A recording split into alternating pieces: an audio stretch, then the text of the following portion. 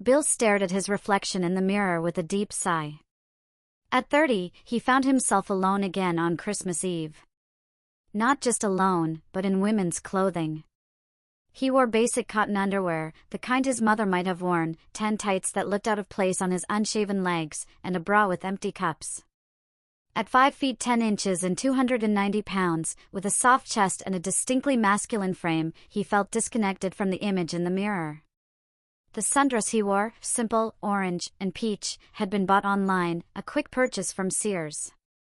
After shaving as best as he could and applying makeup, including blush, lipstick, and mascara, he stepped back to examine the overall look. He groaned inwardly, thinking, "I look like a poor imitation of a drag queen." Bill had always felt like a woman inside but had never confided in anyone.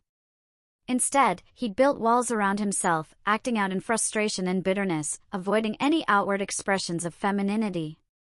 Frustrated, he removed the dress, bra, and tights, putting them away in the back of his closet. He went to the bathroom, took care of his business, and went to bed. Lying there, still wearing the underwear, he found himself thinking about being a woman and imagining what it would be like to be with another woman. Alone, he cried himself to sleep, overwhelmed by feelings of failure. Later, Bill awoke to an intensely bright light. He wasn't sure how to process the overwhelming glow, but somehow, he could see it clearly. A woman appeared before him, blonde, smiling warmly, dressed in white, with a jeweled crown, a flowing white dress, white stockings, and a wand with a star. This is some dream, Bill thought, but it's definitely the most interesting one I've had. The woman introduced herself as his guardian angel, smiling kindly. "You can call me Angel," she said, her voice full of warmth. "Do you know why I'm here?" Bill, still in a haze, replied, "Well, if this is a dream, then you're here to make my wishes come true. Maybe you'll turn me into a girl?" Angel chuckled softly. "That's a little beyond what I can do, Billy," she said. "Think of me more like your spiritual guide. I'm here to show you your past and help you understand your future. Let's start with the past, shall we?" Still confused, Bill agreed, "All right, Angel." He wasn't sure what to expect from this dream, but the woman was beautiful and comforting, and he longed for connection. "Great! Now, wash your face and change into something comfortable. We're going on a little journey back in time." After Bill returned, Angel smiled and said, "You missed a spot behind your ears. Let me help," and with a wave of her wand, she made the adjustment. "Much better. Ready to go?" Bill nodded, still unsure of what was happening but trusting her guidance. "Hold on to my hand tightly," Angel advised, a twinkle in her eyes. "I wouldn't want you to get lost in time." As Bill grasped her hand, a thought crossed his mind, this might not be a dream after all. But before he could ask, his hand slipped from hers, and he fell to the ground. "Billy, I told you to hold on tightly. Are you all right?" Angel asked, concern in her voice. Bill rubbed his arm, feeling the scrapes. "Yeah, I'm fine. This doesn't feel like a dream anymore." Angel chuckled, her voice light and playful. "Don't worry about the details, Billy. You're here to learn. Let's focus on that." Bill blinked. "Why do you keep calling me Billy?" "I've always been Bill since I was a kid." Angel smiled knowingly. "You're Billy inside. And right now, you're 10 years old. Look in the mirror." "Mirror?" Billy looked around, realizing he was back in his old bedroom. The room was decorated as it would have been when he was a 10-year-old boy, baseball and football player posters on the walls, a ball and glove on the floor, comic books scattered around. It was just as he remembered it from 20 years ago. Looking into the mirror, he saw a much younger version of himself. He looked smaller, leaner than he remembered. His light brown hair reached almost to his shoulders, and his eyes were a brighter shade of green, not as dull and tired as they seemed now. He was dressed in a simple white t-shirt and white briefs. Even the traces of makeup were gone. Angel giggled softly, drawing his attention. Billy, you're 10 years old, and it's December 21st. Does that day mean anything to you? Billy thought for a moment but couldn't place it. He shook his head, confused. Angel smiled, her tone encouraging. Why don't you walk around the house for a bit and see if anything comes to mind? Billy nodded, still puzzled. He looked around his room, but nothing seemed to stand out, so he decided to explore the house, savoring the strange feeling of being a child again. He felt small, wiry, nothing like the large, heavy man he had become. Despite his physical change, his mind seemed to still carry all his memories. He ventured into the upstairs hall of the house, a 2-story home with 4 bedrooms, 3 bathrooms, a living room, a game room, a dining room, and a kitchen, just as he remembered it.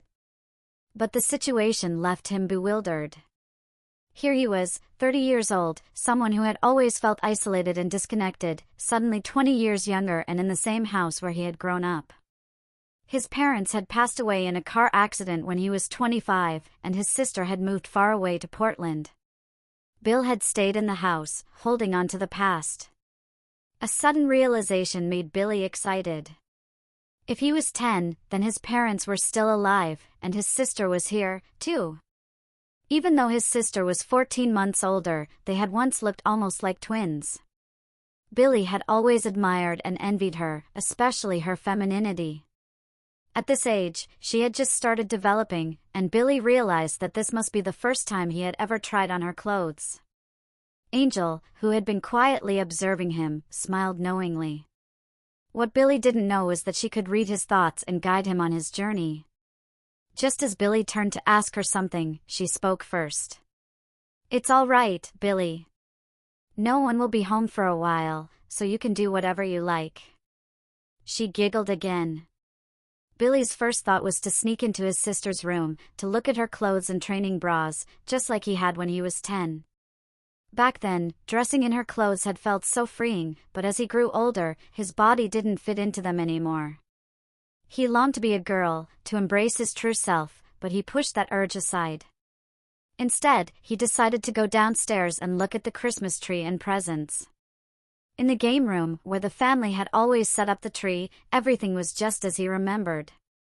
The presents were piled around, and Billy even remembered getting a new aluminum baseball bat that year. They had also gotten a new computer, something Billy had been so excited about, though it wasn't all he had hoped for. He wandered around, soaking in the memories of his parents' furniture, then moved into the kitchen, where it was stocked with fresh food and snacks. In his current reality, the fridge held beer, old eggs, and a loaf of bread. But back then, his family had regular, home-cooked meals. Angel, sensing the moment was right, decided it was time to steer Billy toward the next part of his journey. There was still much to explore before Christmas Day arrived. "Billy," Angel began, "it's time to talk about what happened that day. Can you tell me what you remember?" Billy took a deep breath. "Well, everyone went to the mall for some Christmas shopping. I didn't want to go. I hated shopping, and I always have. I may have wanted to be a girl, but I didn't want to be dragged around the mall. So, I stayed home and watched some TV, but I wasn't really paying attention. I kept thinking about my sister and how she was starting to change. We had always been close, played together, she would play ball with me, and I'd dress up with her. But once she hit puberty, she became, well, mature. And I was just her annoying little brother. I never told her, but it really hurt when she stopped wanting to hang out with me. I went into her room that day, curious about her new things. While I was in there, I had the impulse to try them on. I picked up a pair of her old panties, ones I knew she probably didn't wear anymore since she was growing up. They felt soft, smooth, and oddly freeing. Then I decided to try on one of her training bras. Even though I had nothing to fill it, I started imagining what it would be like if I had chest. It felt amazing. But that's when I noticed something unexpected. I got excited, something I hadn't expected to happen. It startled me, and I panicked. I ran to my room, took off the clothes, and I don't know, everything felt so intense. I wasn't sure if I was excited about the clothes, or the idea of being different, or something else entirely. Billy suddenly realized that he was sharing some of his most personal thoughts with someone he didn't know, and a woman at that. He turned a deep shade of red. Angel giggled softly, which only made Billy's face turn even redder. Billy, you don't need to be embarrassed. You were only 10, feeling things you didn't fully understand. I'm not sure if what you felt was truly intimate, or just an emotional response, but you didn't do anything wrong, other than taking your sister's clothes without asking. I understand why you did it, and I understand how you felt. But now, let's talk about what happened after that. I felt so ashamed, Billy continued. I took off her clothes as fast as I could. I had never taken anything of hers without asking. Now they were all wrinkled and sweaty. I cleaned up, changed back into my own clothes, and then took her damp things to the laundry. As I was taking them out of the dryer, I heard the front door open. I panicked, ran to my room, and hid her things under my mattress. Did you ever tell anyone? Of course not. I couldn't let anyone know. It felt like such a secret, something to be ashamed of. Billy began to cry. Angel stepped closer, offering comfort. There, Billy. Don't cry. It hasn't even happened yet. We're here to understand what happened, and why. Maybe we can even help make it better. I know your feelings are beyond your control, but there's no reason to feel ashamed of them. You might feel bad about your actions, like borrowing your sister's clothes without asking, but your feelings are natural. She gave Billy a gentle hug. WH. What do you mean? How can we make it better? I can't change the past. This is just a dream, isn't it? Billy wiped his tears, still confused. Angel smiled softly, her voice reassuring. This isn't just a dream, Billy. Think of it as an opportunity to make small changes that could have a lasting impact on your life. How could I change anything? I still want to try on her clothes, to feel how soft they are, how good it feels to look like I did before puberty hit, Billy confessed, his voice filled with longing. Billy. Look at me, Angel said firmly. Now, let's focus on what happened the first time you were here. You took your sister's clothes and hid them under your mattress, feeling ashamed, right? Billy nodded. I thought if anyone found out, they'd call me names, and Jenna would be upset because I borrowed her things. First of all, Billy, you're not any of those things. Do you hear me? Yes, Angel. I just want to wear girly clothes and do girly things, Billy said, without realizing he was speaking like a child. I wish I could be just like my sister. She's so pretty, and she gets to do all these things with her hair and talk about girl stuff with Mom. I try to listen from the other room, but I really want to be there with them. Angel gave him a thoughtful look. Billy, why did you feel ashamed when you wore your sister's clothes? I don't know. I guess because I'm a boy, and I wasn't supposed to wear girl clothes, Billy answered. Angel waited for more, and Billy seemed to reflect on his feelings. I think it's because I took her things without asking. Jenna and I always ask before borrowing stuff.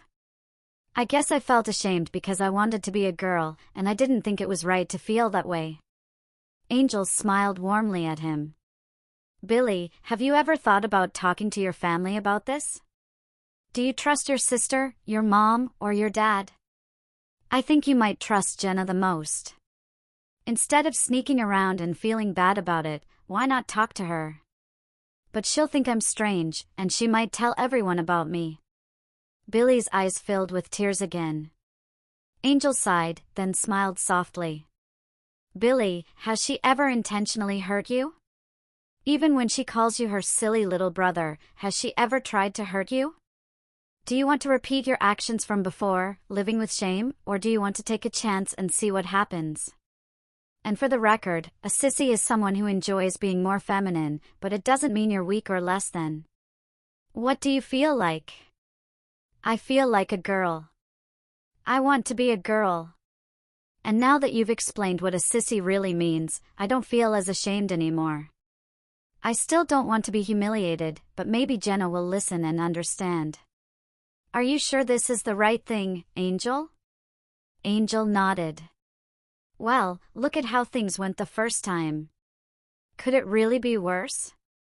I can't predict how she'll react since I can't read her mind, but I know how close you two were growing up. That closeness means she really cares about you, even if it doesn't always show. She gave him a comforting hug. Okay, your family is on their way back now. They won't see me or know I'm here. You'll be able to hear me, and I can hear your thoughts. So, if you need to ask me anything, just think it, okay? Okay. You know, you're really kind, Angel, Billy said quietly, blushing. Where did that come from? Angel giggled. Thank you. Well, if this is a dream, I just wanted to say it while I had the courage. Talking to Jenna is going to be the hardest thing I've ever done, Billy admitted. Angel smiled warmly. It may be hard, Billy, but remember, you're safe here and you are loved. Thanks, Angel. Can I hug you for luck? Of course. I love hugs. Angel beamed. Billy gave Angel a warm hug, feeling comforted for the first time in a long time. Now, we just have to wait for Jenna to come home and hopefully get the chance to talk to her, Billy said, his nerves still buzzing. They spent the time chatting and watching TV while waiting for Billy's family to arrive. Angel made sure to keep him distracted with a show he didn't particularly like, but Billy didn't mind, he needed the diversion. Soon enough, the family came home, and Jenna burst in, excited about all the new clothes she had bought and the gifts she had picked out for her friends. After everything was settled, Billy's dad entered the living room, plopping down on the chair, right where Angel was sitting. Billy froze, horrified, until Angel gently floated up to another chair, giggling all the while. Billy's dad, noticing his son's startled expression, asked, "What's wrong, Billy?" "Nothing, Dad. I just swallowed wrong and was trying not to cough," Billy said quickly. He hated lying, but there was no way he could explain what had just happened. About 15 minutes later, Billy excused himself and went upstairs. He walked straight to Jenna's room, where the door was closed as usual. Billy found himself thinking how strange it was. She's 12, what could she possibly need to hide, he wondered. Nervously, he knocked lightly. When there was no response, he knocked harder, this time hearing the knock echo. "Yeah? Who's there?" It's me, Billy," he said, his voice tight. "What do you want?" Jenna's voice was curious but slightly impatient. "I'd like to talk to you, if that's okay?" "What about?" "I want to call Debbie and tell her about my new stuff." "Well, that's sort of what I wanted to talk to you about." Can I come in, please?" "I suppose." "Come in, and close the door behind you," Jenna replied, clearly distracted. Billy stepped inside, his heart pounding. The room felt charged with everything that had gone wrong in his life. He was more nervous than he'd ever been. Jenna looked up, concerned. Seeing her little brother, standing there sweating and visibly shaking, she dropped her pretenses and rushed over to him. "What's wrong? Why are you shaking like that? Why aren't you looking at me?" Billy finally looked up and saw Angel floating next to Jenna. Feeling Angel's comforting presence, he summoned the courage to speak up. But before he could say a word, he was enveloped in a hug, tight and full of warmth. Jenna whispered in his ear, "Billy, I'm your big sister. I'm sorry I haven't been as nice as I should have lately, but things have been happening with my friends and Mom. No matter what, you're one of the most important people in my life, and that will never change. Now, come sit with me and tell me what's wrong." She gently held his hand as they walked to the bed, her grip reassuring. She kept holding his hand, waiting patiently for him to speak. Billy looked at Angel, who was smiling and crying at the same time. He noticed that Jenna had tears in her eyes too, but she wasn't smiling. Billy thought to Angel, how do I start without revealing I'm from the future and all of that? In his mind, Billy heard Angel's voice, forget about the past. Forget about the future. You're here, in this moment, with your sister, ready to listen and help you. Just speak from your heart and soul. Okay, Jenna, this is really hard. Oh God, I'm crying. I'm sorry. Jenna wrapped her arms around him again, starting to understand that whatever Billy wanted to share must be incredibly important to him if it caused him so much pain. Shoo, shhh, it's okay, Billy. Take your time. I'm not going anywhere. Okay, thanks, sis. I think I'm okay now. I'm just so scared of what you'll think of me. Billy, I love you, so just tell me. Whatever it is, we'll work through it together. Okay, here it goes. Billy took a deep breath. I feel like a girl. I want to wear clothes like you do. I want to brush your hair and have you brush mine like you do with Mom.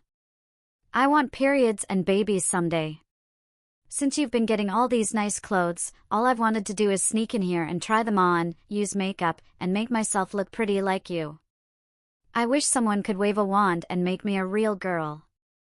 Billy glanced at Angel as he said that, and saw her giggling. I want to hang out with you and your friends and be one of the girls.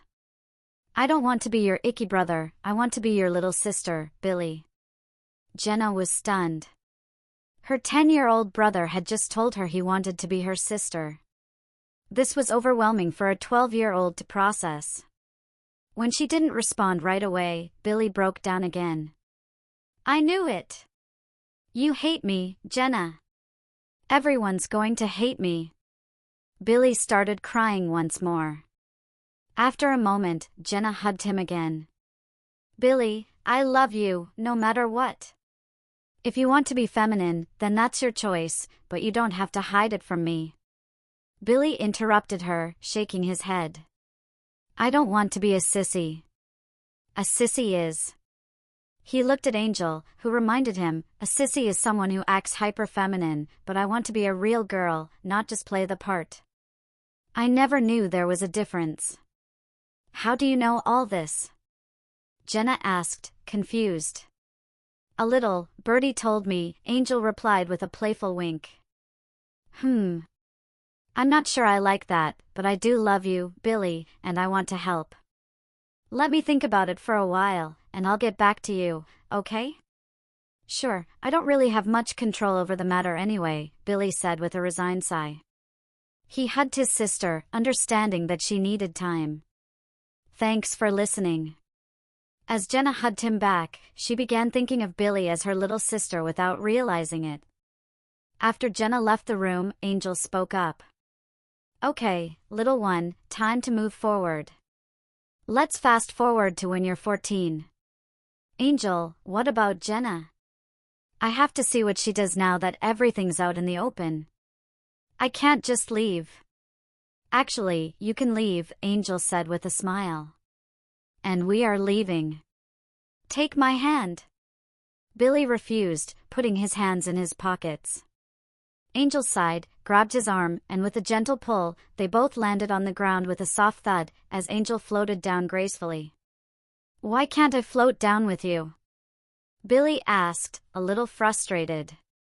Angel giggled. Next time I say, give me your hand, you give me your hand. Billy looked around and realized they were at his old middle school, Colfax. What are we doing here, Angel? We're not doing anything, you are, Angel replied. You're going to do something you've always wanted to do, but never had the courage to. Angel, if this is Colfax and I'm 14, there are a million things I wanted to do. This is one of your biggest regrets. It's not something you wanted to do at the time, but it's something you should have done. What happened here, or didn't happen, that you've always regretted? Can you help me out a bit more? Well, it's almost time for homeroom, so you better get going. You don't want detention. Homeroom? You're joking. I don't even remember my way around this place. Don't worry, I'll guide you. Now, second floor, Mrs. de Bartolo's class. Billy made his way to homeroom, and despite his nerves, he remembered where he used to sit. It was the school library, where they sat at long rectangular tables instead of individual desks. After roll call, there was about 10 minutes of free time. Billy glanced at Angel, who nodded in the direction of the girl sitting at the other end of the table. Sherry Laser had recently moved to the area and lived on the same street. She had tried to be friends with Billy, or Billy back then, who had a crush on Liza Jordan.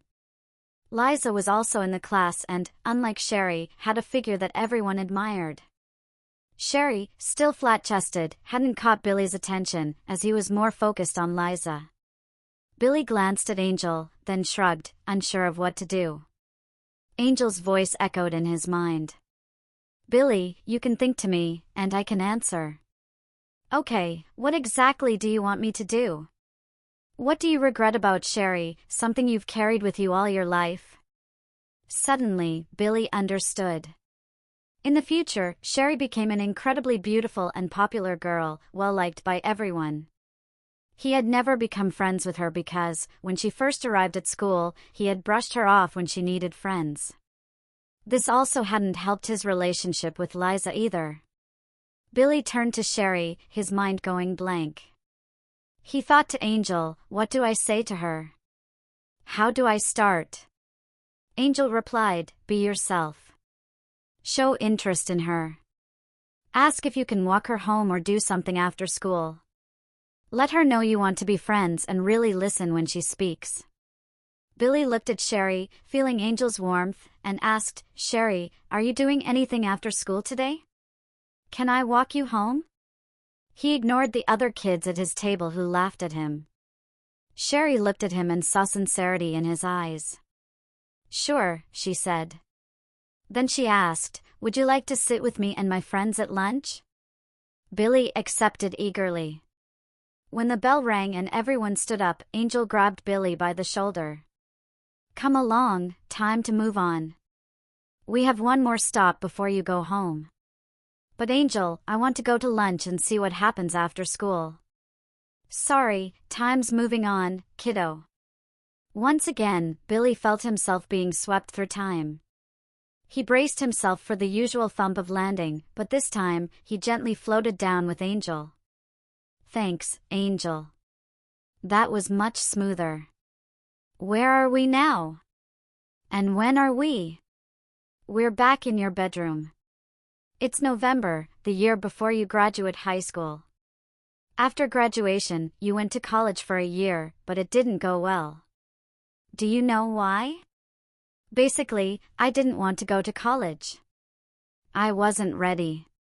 I skipped my classes, stayed for 3 terms because I didn't want to face living with my parents and admitting I was a failure. Even after I flunked out, they made me go to a local college for a year. I lied and told them I was doing well, but I mostly skipped and worked. I delivered pizzas before I got a job at the grocery store. One thing I did learn about myself, though, is that I enjoyed working and doing a good job. Now, what you really need to do is convince your parents not to waste their money on college if you're not ready for it. I did eventually go to computer school, and they helped pay for that. Yes, but after wasting thousands on college. I see what you mean. I had fun at college, but it didn't help me as an adult or for my future. I guess this might be a tough conversation with my parents since they believe in going directly to college after high school. You never know what you can accomplish if you don't try. I need some time to think about this.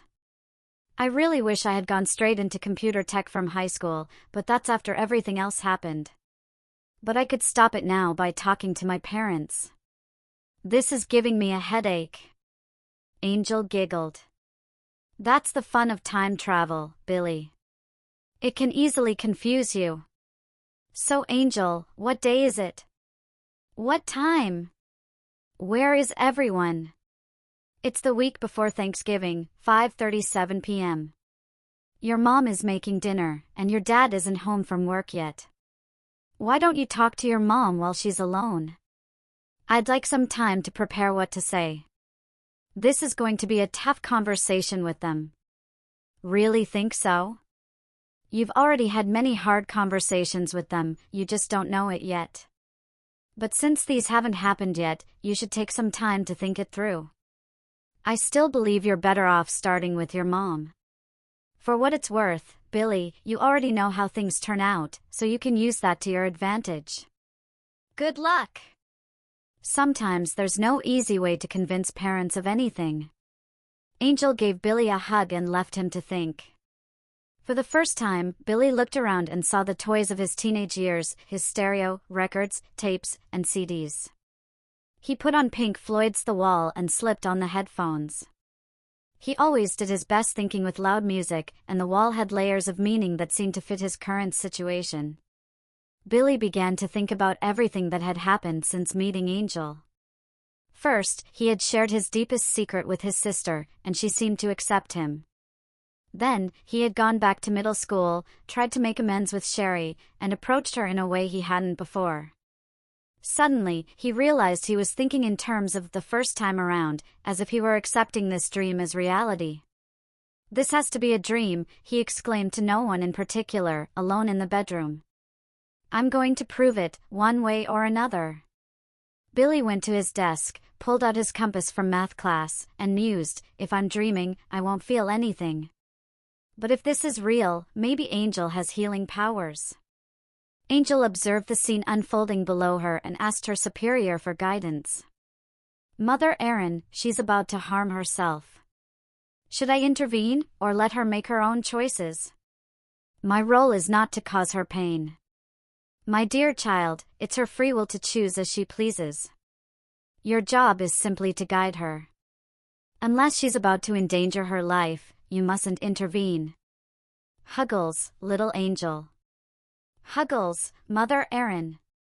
Billy extended the compass's arm and placed his left hand on the point. He took a deep breath and slammed his hand down hard. "Shit." He ripped the headphones off, examining his hand, unsure how deep the compass had gone into his palm, but the pain was unbearable. "Angel. Help me." A few seconds passed. Then a few more. "Angel. Where are you?" Just then, there was a knock on his door, followed by his mother's voice. "Billy, are you okay in there?" "No, Mom, I hurt myself." His mom entered the room and inspected the wound. "How did this happen? What were you doing?" "I wasn't paying attention. It was left with the point up, and I hit it just now." "Okay, come on into the bathroom, and I'll get the first aid kit." Billy followed her into the bathroom and sat on the toilet while she gathered antibiotic cream, Band-Aids, and peroxide. "All right, I'm going to take this out now." "Be brave, my little guy," she said with a smile. "Ow." "Thanks, Mom." She cleaned the wound with peroxide and gently dried it. After applying the cream and Band-Aid, she kissed his forehead. "All better now?" "Yes, Mom. Actually, there's something important I need to talk to you about." "Sure, hon, can we do it downstairs while I work on dinner? I'll let you off helping me since you're hurt." As they went downstairs, Billy noticed Angel was with them. He scowled and thought angrily, "Where were you?" "I was always here, watching. You chose to hurt yourself, I didn't tell you to do that. It's no different than your choice to speak to your mother or your sister earlier." "Billy, what are you scowling at?" "I thought you wanted to talk to me." "What?" "Oh, right, sorry, Mom. Here's the deal. I don't think college is the answer for me after graduation. I don't think I'll do well there, and I don't want you to waste all that money on me." "What?" "Of course, you're going to college. You did well on your SATs, and you should be able to get into Pitt or Penn State. You may not get into the main campus at Penn State, but you can start at one of their other campuses for the first 2 years. And if you go to Pitt, you can still live here and take the bus. You are going to college." "Don't be silly." "Mom, you're not listening to me. Would you be willing to just throw thousands of dollars down the drain?" That's exactly what you'd be doing if I went to college. Instead of college, how about I go to a computer school? I love working with computers, and I already know more than most of my teachers. You can save the rest of the money for when I go to college later or even for when I get married. Please? He began to cry, something he hadn't done since he was 13 and broke both his arms playing football. His mom noticed the tears and looked at him differently, recognizing the seriousness in his tone. Well, I'll talk to your father, and then the three of us can discuss it. If you're not going to do well, it would be foolish to waste the money. I'm not sure what your father will think, though. Billy hugged his mom, which surprised her since it had been so long since he had initiated a hug. She hugged him back tightly. Mom, I love you, but I can't breathe, he laughed. His mom laughed too, and for the first time in years, they shared a real, meaningful moment. Billy went back to his bedroom, and as soon as he entered, a very happy, tearful Angel hugged him tightly. Okay, Billy, are you ready to go back home to the present? So everything will be different when we get there? Not exactly, it's a process. We'll get there, and then we wait for time to catch up with you. I don't understand. You will. Just take my hand. Ready? Here we go. Billy gently floated to the ground, holding Angel's hand. He looked around and saw his bedroom, just as it had always been. What gives, Angel? What was the point of all that? I poured my heart out to my sister, talked to a girl I had ignored, and told my mom I didn't want to go to college. It looks like the same old me in the same old place. Heck, even my underwear is wet and gross again. Angel patted his head. Wait for it. Time needs to catch up with us now. What on earth is that? What's that sound? Billy felt as though a tidal wave hit him, knocking him to the ground. His skin tingled, as if electric ants were crawling all over his body. Suddenly, Billy was flooded with memories. After his conversation with his sister, the rest of the day had been uneventful. The following day, she came to his room to talk again. Billy, I really want to understand what we talked about yesterday. How do you know for sure that you want to be a girl? Do you even know what being a girl really means? No, sis, I just know I don't feel right as a boy. I envy everything about you. You get to wear pretty clothes, play with dolls, and do things with your hair. You have a special bond with Mom, and you're so much closer to her in a way I can't be. Okay, how about this? For now, let it be just our secret, and anyone else you want to tell. Don't look so scared. I'll keep it safe. When we're alone, we can dress you up, and I'll teach you things like makeup and how to do your hair. How does that sound? Really? You'd do that for me? I love you so much, Jenna, you don't even know. Billy hugged her tightly, sealing the promise. Then Billy kissed Jenna on the cheek. It was something he'd never done before. Billy, why did you kiss me? I don't know, it just felt like the right thing to do. Wow, maybe you should have been a girl. They both giggled, but Jenna's words seemed so right. Over the next 6 months, Billy learned how to dress in his sister's clothes. She taught him how to apply makeup and do his hair. They became best friends and truly close sisters. But then Jenna began to think it was time to tell their mom. Jenna, no. We can't tell Mom. She'll be mad, and then she'll tell Dad. Dad will spank us and yell. I don't even know what Mom will do. Relax, little sister. I'll talk to Mom first, and then we'll show her. We just need to show her how right this is for you. You're 12 now, and you're going to start maturing soon in a more masculine way. Who knows how big you'll get? Okay, Jenna, I trust you with my life. When do you want to tell her? Let's do it tomorrow, after lunch. Okay, I guess. But I'm scared. I know, I wish I could make you feel less scared, but I don't know how. The next day after lunch, Jenna told Billy to get dressed. After about half an hour, she called for him to come downstairs. As he entered the kitchen, he heard his mom talking. "Jenna, this has to be the silliest, oh my goodness. Billy? You look just like Jenna." "Thank you, Mommy." "I hope you're not mad at me," Billy said, his voice shaking. "No, I'm not mad, honey. I don't know what to think about this." "Mommy, can I be a girl? What will Dad say? What will he do?" "I'm not sure, Billy. I'll have to talk to him and see what he thinks. I need time to think about this too.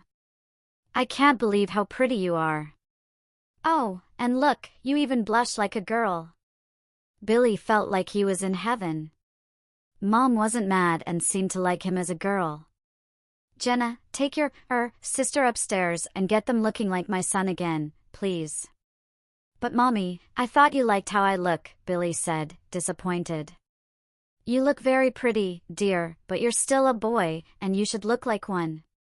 "Yes, Mom." "Mommy, can I have a hug before I go up, so I know you aren't mad and you still love me?" "Of course I still love you, baby, but this is a lot to take in. Come here." They hugged tightly, and Billy felt a sense of comfort. Later that night, Billy's dad called him down for a talk. "Okay, Billy, tell me, in your own words, why you think you want to be a girl." "Dad, I don't think I want to be a girl." "I know I do. I've always felt this way. I've always been jealous of Jenna and the things she gets to do because she's a girl. Your mother already told me some of what you think you want. I think you need to have your head examined." "Dad, I think that's a great idea. When can I make an appointment?" That threw his dad off guard, as he hadn't expected Billy to willingly want to see a therapist. "Well, your mother and I will have to look into it, and I'll get back to you when we find the right kind of doctor for this, whatever this is." "Okay, champ?" "Okay, Dad, thanks." "I love you, Dad." "I love you too, Billy." Billy could tell his dad wasn't thrilled about it, but he didn't seem angry either, which was a relief. At least now he could see a professional and possibly start hormones. For the next several years, Billy worked with a psychologist who specialized in transgender issues. The doctor believed Billy to be a classic case of transgenderism. However, due to Billy's age, the doctor decided against starting hormone therapy right away, as he felt Billy wasn't old enough to make such an irreversible decision. He believed that children under 17 weren't mature enough to fully understand the consequences, and that a person's natural development shouldn't be interrupted. As time went on and with family counseling, Billy's father came around. He continued to live as a boy in school and in public activities. But at home and when they went out of town, Billy could be Billie Jean, or just Billy. He didn't have many friends, so he spent a lot of time with his sister and her friends, though they didn't warm up to him easily. They weren't mean, but they weren't overly friendly either. His sister tried to include him, but to her friends, he was still just the younger brother. In the present day, Billy stood up and looked around again. His bedroom had changed, it was now more polished, cleaner, and more feminine. He gazed at himself in the mirror, noticing that there was no trace of a 5 o'clock shadow. He recalled the years of electrolysis treatments. Though still around 5 feet 10 inches and big-boned, his body had changed. His fat distribution now followed a more feminine pattern, with a fuller bottom and thighs. His legs were shaved, and he was wearing a properly fitted bra that now held real chest, thanks to the hormone treatments. He was wearing a new, more comfortable pair of panties, dry and fitting properly. He also had on a light red nightgown, bunny slippers, and rings on his painted fingers. His hair had grown past his shoulders, now a soft, dirty blonde shade. His green eyes had a twinkle, no longer dull and lifeless. He checked under his panties and confirmed, with a bit of humor, that he was still biologically male. "I guess I can't have everything," he chuckled to himself. Looking in the mirror, Billy thought, not too bad. Not a perfect 10, but much better than before. I can live with this. In his memories, he was still alone. His sister Jenna lived in Philadelphia, but they talked often, and Billy visited her frequently.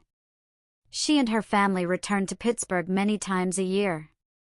They were always in touch, and Billy and Jenna shared a bond typical of sisters, though they fought less often.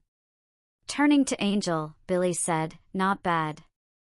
Not a 10, but definitely better than before. I can live like this." Angel giggled and replied, "Wait, there's more to come." That was just the first wave. More changes? What else could possibly? Billy was interrupted as the second wave of memories hit him.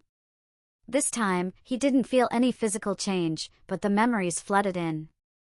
He remembered his middle school years and the changes that followed. After he and Sherry became friends, they grew extremely close. Sherry, who was Liza's best friend, helped Billy connect with Liza too. Though Billy was still considered a geek and never part of the popular crowd, he had made real friends, mostly girls, and also gained a few guy friends through the computer club.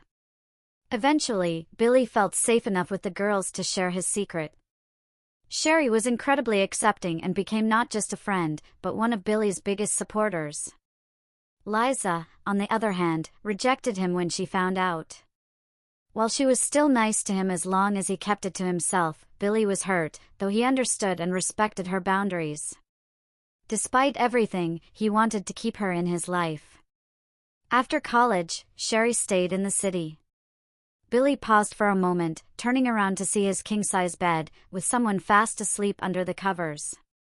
Billy's heart swelled with joy as he realized it was Liza, his wife. It turned out that Liza was a lesbian, though she had kept it hidden for a long time.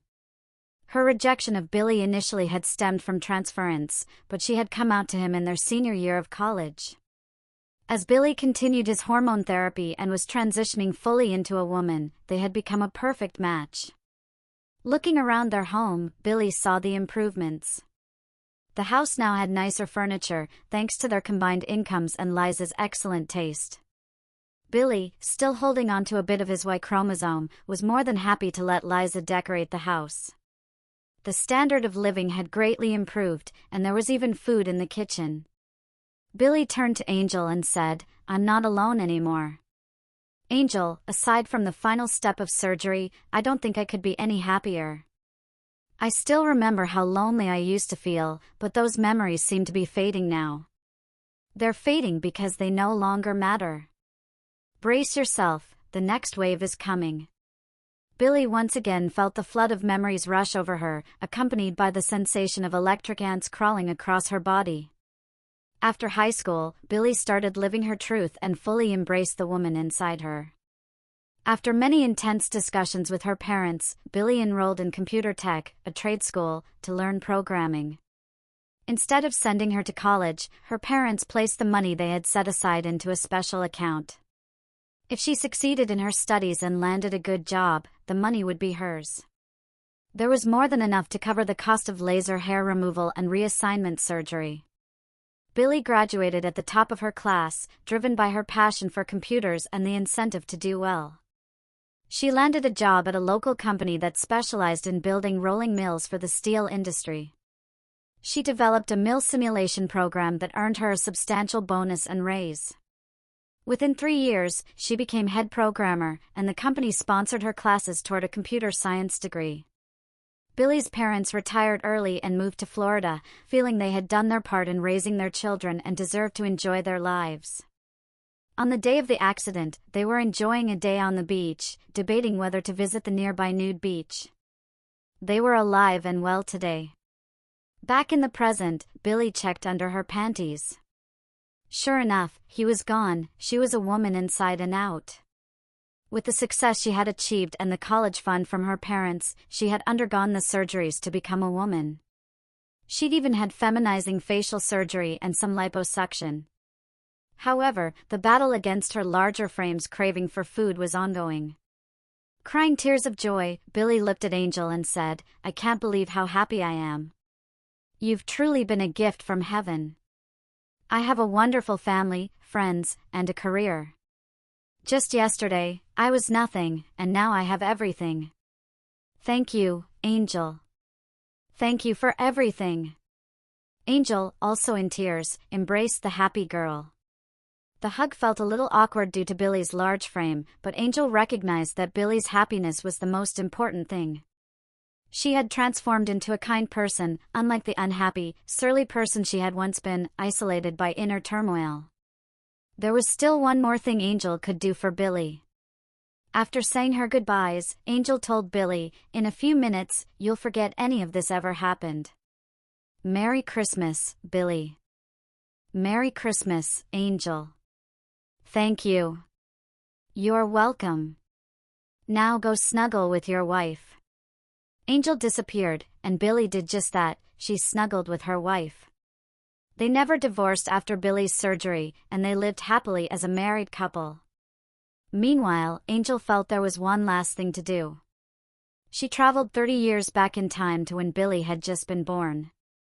She gazed at the sleeping baby and, with a wave of her wand, whispered, "Change, little one, gene by gene, so that when you grow up, you will remain small-boned and thin.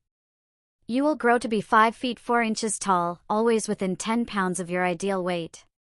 When you start your transition, it will be that much easier." She tapped the baby gently on the forehead, and both of them giggled. Angel was content. She had done all she could, short of changing Billy into a girl from the start. That was beyond her power. She giggled to herself as she prepared to help her next client. An angel's work is never done.